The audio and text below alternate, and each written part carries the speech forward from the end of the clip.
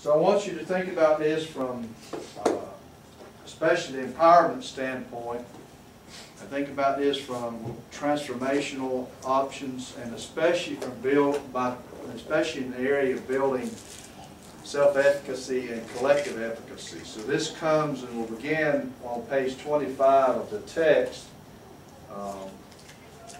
with the value-added model that talks about particular domains. And I want to talk about it a little bit, and then we want to look at how we begin to measure that, because you're going to have to put measurable objectives and outcomes into your plan.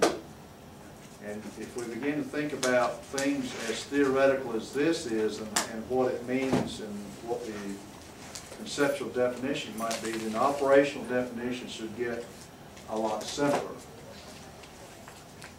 And it helps if I put this little doodad in here to receive this.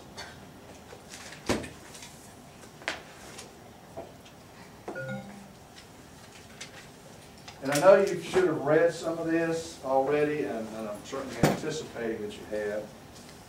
But as you go forth and even beyond the work you do here, the work you might do as a school administrator, then this might be something you want to think about. We could probably find multiple definitions for the word dispositions, but it certainly deals with an attitude that one brings to the job or to the everyday position that they might be in.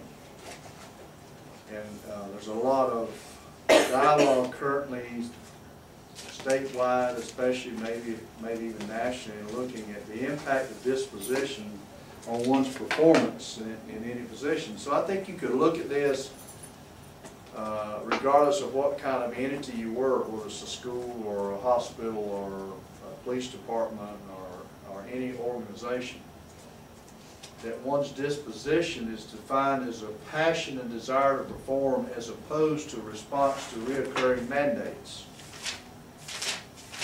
What we're saying is, in order to build this culture that is most efficient, most effective, where there's the highest degree of efficacy among the individuals in the collective group, it starts with people having that passion to want to perform and not being driven to a higher level of excellence just because it's been mandated to them. Now, some of this is inherent within the individuals. They bring that particular level of disposition with them from prior experiences in most cases, or it could be some reflective exercises they've been in, begin to look at that particular theoretical concept itself and begin to make their own judgments. Can you change dispositions within an organization and make an impact on the culture? I think that's part of what we've talked about for a while now in terms of empowerment best practices, that empowerment is an attitude, not just a process. So we can't teach people and change their dispositions, but we can certainly relay to them the importance of passion and desire to perform, and where that might lead them in terms of what they do in their job. And as they begin to see success from that, then they begin to take ownership into that disposition. And you're probably, once you start this conversation, you're going to hear pretty readily from people who say, well, I show up every day, I do my job. So it goes beyond even a passion to perform. It goes into an area in which you have a passion to be the best you can be at what you're doing on a consistent and regular basis. Then collectively, if you put the group together, your whole faculty, your whole group that works together, and they all have that same passion, and they'll begin to find ways to make things work. The collaboration will come naturally, not because you've told them to collaborate.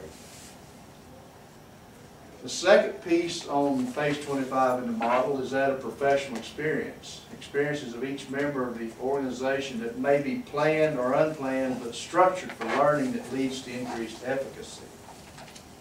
And you're going to be the best administrator when you're the person who can create those experiences and allow them to be part of the natural activities, but in a way that builds knowledge on a regular or a daily basis. We changed the word. If you look back several years ago, we might have put professional development on this slide rather than professional experience. The experiences build knowledge, not just information.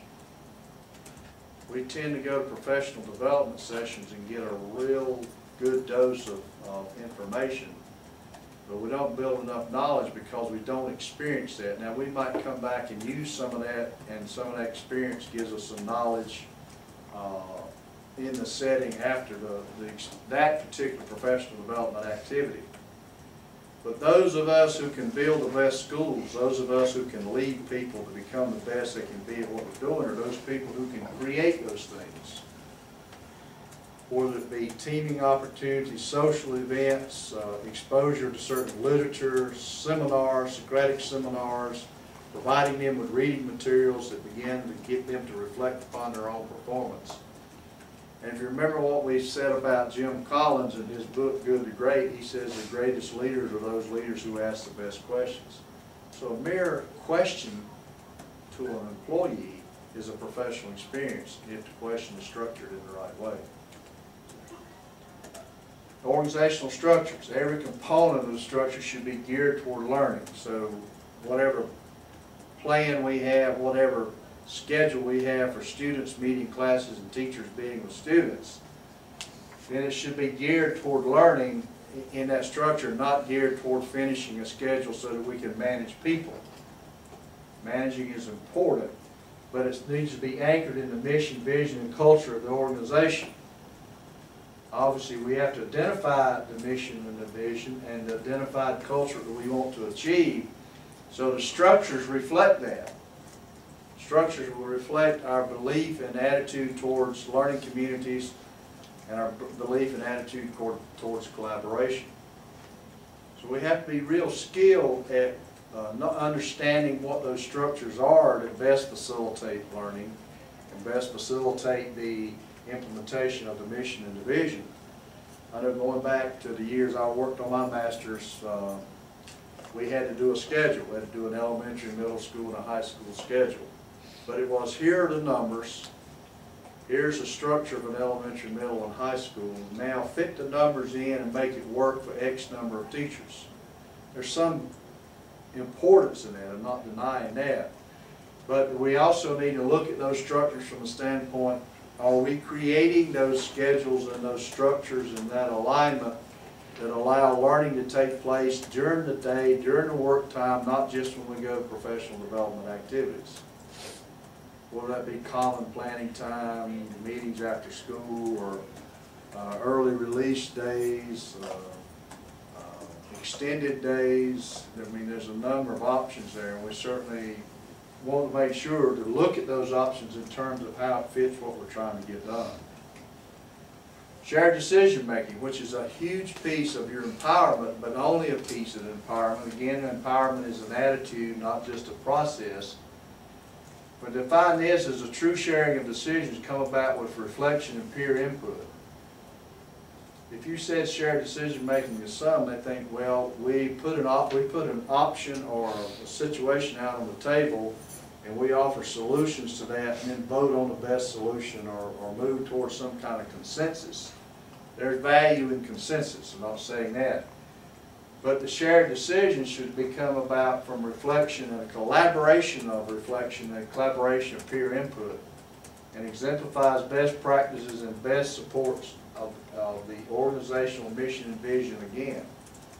So our decisions often can turn to be more personal agendas or personal needs or meeting needs of individuals when those decisions need to be in line with the culture that we're trying to develop. So this overriding piece of mission and vision that you've heard for a long time, I'm sure, is so important in terms of its meaning for the organization, not just to write one so that you have one and you can put it on a bumper sticker and ride it around on the vehicle. It has to have some purpose in that. The self-assessment skills, when this language was started for putting this model together, this was your formative assessment bullet. And we moved it from formative assessment to self-assessment, because the formative assessment still has that thought behind it that it's bringing data from student performance and making a decision on a periodic basis, maybe even a daily basis. And we're thinking about formative assessment as a means of the teacher looking at themselves in terms of what happened that day and getting students to learn. What happened that day in terms of getting learning for yourself. Captures the essence of the reflective practice by all members. All members include students, custodians, bus drivers, cafeteria workers, administration, and all people involved in the organization. Being reflective encourages leaders to think critically about their organization, indicating a need to fully understand the alignment of standards and outcomes. Never been more true than in this age of standard-driven education, standard-driven curriculum, standard-driven assessment. You have to think critically as whether you're moving in a way towards these standards and towards the desired outcomes that you maybe were not doing, and you identify that through a shared process. Essence of reflective practice by all members. Get students to think about their performance on a regular basis. You've got the numbers, you can share the numbers with them, get them to understand, or help them understand themselves and their contributions to that achievement, or even their lack of contributions to that achievement. Now, what we're saying in the value-added model on page 25 is that we can take those 5 domains and create a measure for each individual in the organization and a collective measure of all the individuals in that organization. That's part of where we are in this particular curriculum, is what kind of instruments, what instrumentation would you put together in order to garner or gain some metric or measure of where you are as an individual or as a group. And it's not important, the measure itself is not important, so we wouldn't weigh that measure against a particular benchmark. We measure that against what it is as a benchmark and get an opportunity to look at it at a later date. So for example, you could take the first domain of a disposition and ask 5 questions, 5 reflective perception questions about a disposition, and rate those and give them a point value. I say up to 5 points on each, so you can get 25 points for a disposition. You could get 25 points for the level of perceived professional experience, or how you put yourself in those experiences. 5 on the structure, 5 on decision-making opportunities, 5 on self-assessment skills. Or you could have a total of 125 points. And let's say myself as an individual, I had 100 points out of 125, and someone else might have 110 out of 125. Someone might have 70 out of 125. If it's a true reflection of where you are in those particular domains, then that number has meaning to you in terms of if you can move that number in the next instrument given, or another administration of that same instrument.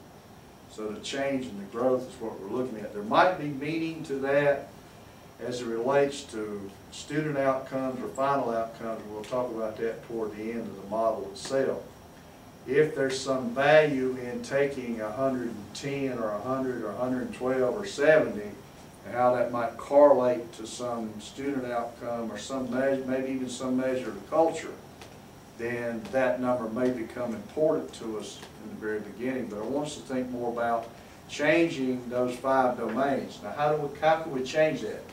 We're saying in the model, in the second column, is to look at 3 ways to do that. 1, create a growth plan.